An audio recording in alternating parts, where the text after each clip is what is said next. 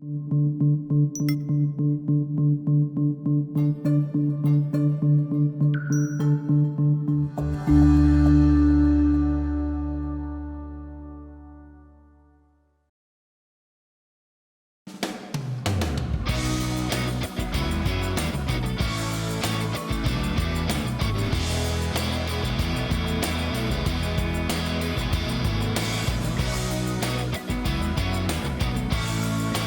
and welcome to The Healing View. I'm Laura, and let me introduce my wonderful business partners and our guests. So we'll start. Sharon, go ahead. I'm Sharon Stockholm. I am one of 4 partners for the Love of Healing, and I'm going to just turn this over to Barbara. And let's first introduce David. Okay, I am David Weynand, and I have been working with these ladies on meditation and also done some energy therapy with them as well. So I am here today to join in the conversation with them. Thank you. Okay. And I'm Barbara, and I'm a yoga therapist, and I really enjoy working with my partners, and I'm glad to have David here with us.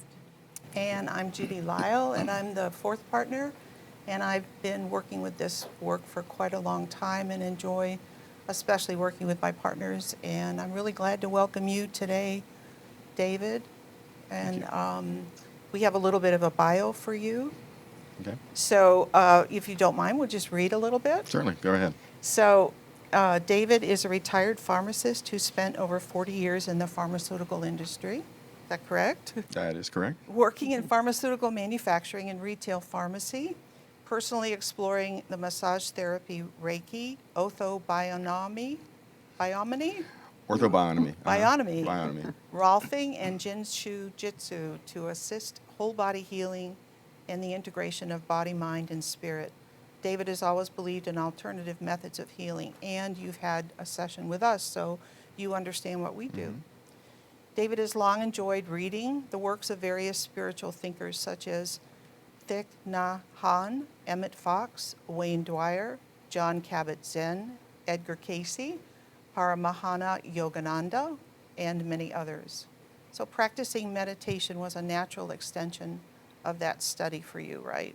That is very And true. you're an avid golfer and a fitness enthusiast, and you're now exploring meditation to improve concentration in golf and your general health.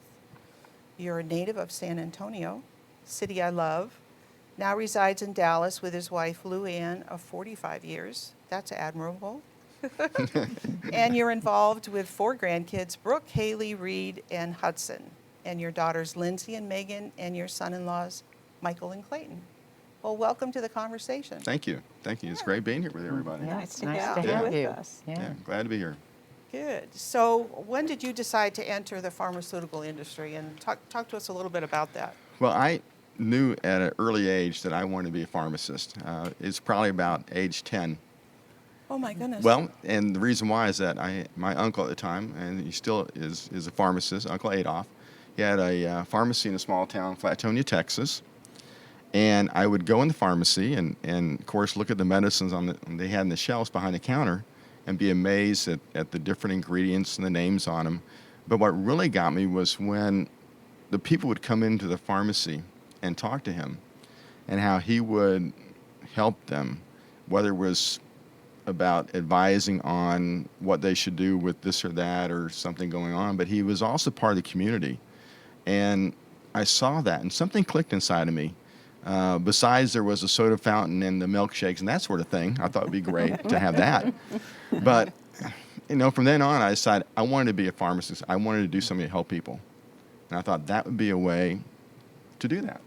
So that was it. So my goal from then on was always to be a pharmacist, go to University of Texas pharmacy school, and one day have my own pharmacy, which never actually turned out that way, but which is fine. But yeah, it was an early choice for me.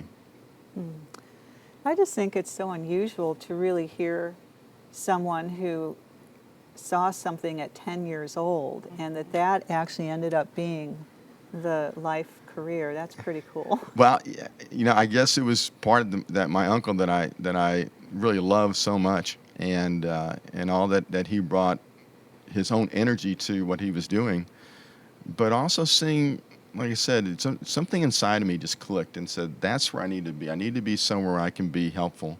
And it was just the right blend of science and helping people, I thought. So I was hooked. So you were in service to your path, yeah, to help others. Mm-hmm. And that's what we do in our business. We're in service. We're here to serve and to help in healing, which is your area of the pharmaceutical is another part of healing. Yeah. Right. Yeah. Right.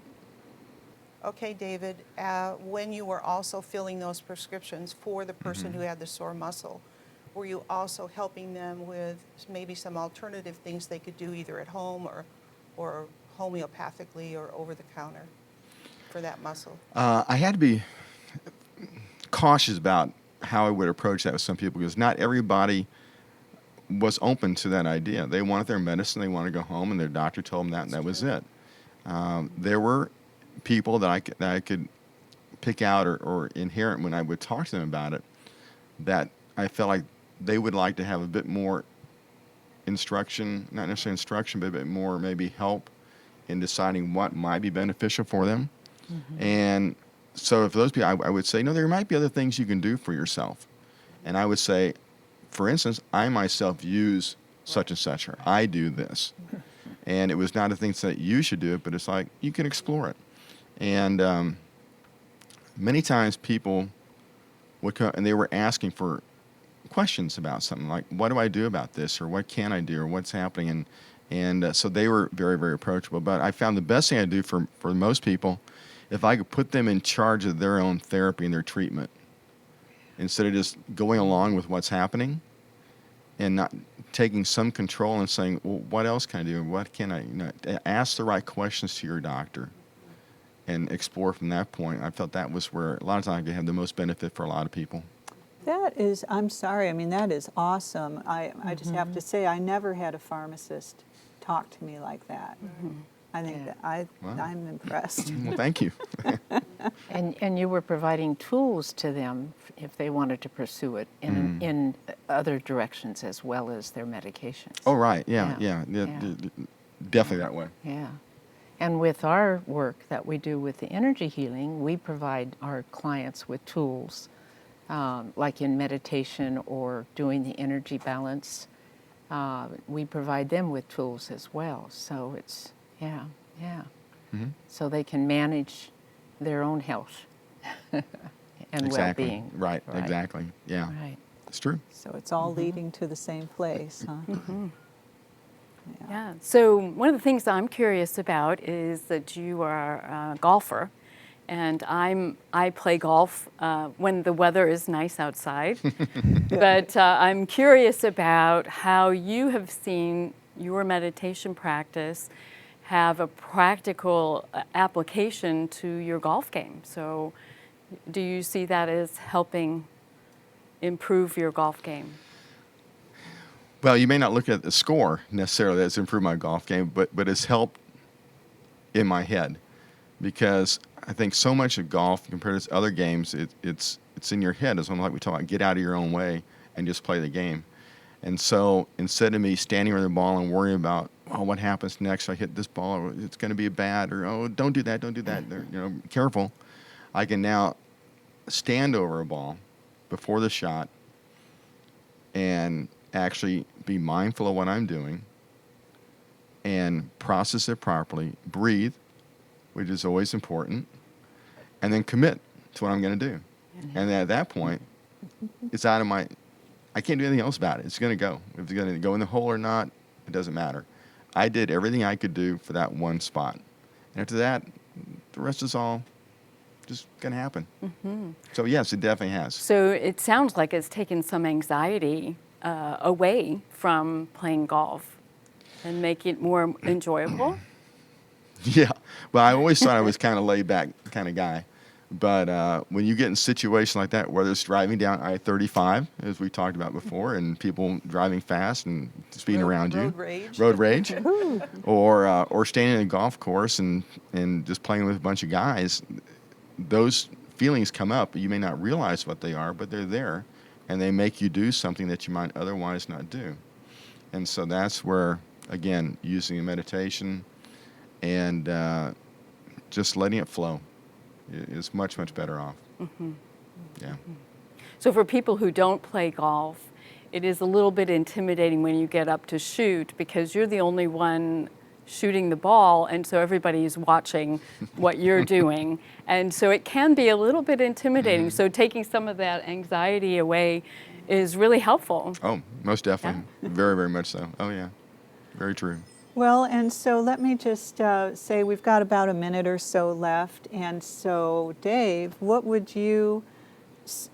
be some words of wisdom you would give about just the combination of your journey that really boils down, it sounds like, to helping others, but how have these approaches you've taken helped in your family, in your personal life? You've talked a little bit about golf. What would be some wrap-up words of wisdom you would give us? Well, for myself, it's been a journey for me as I've gone through different stages in my life and realizing the process. And the process is really what's important, I think, for me. And so I can relate much, much better with my family, grandkids, kids, my wife, the world around me as a whole. So any word of wisdom I might have is just get on the road, start your journey, and start moving forward. And there's going to be some ups and downs and stops and that sort of thing, but it doesn't matter.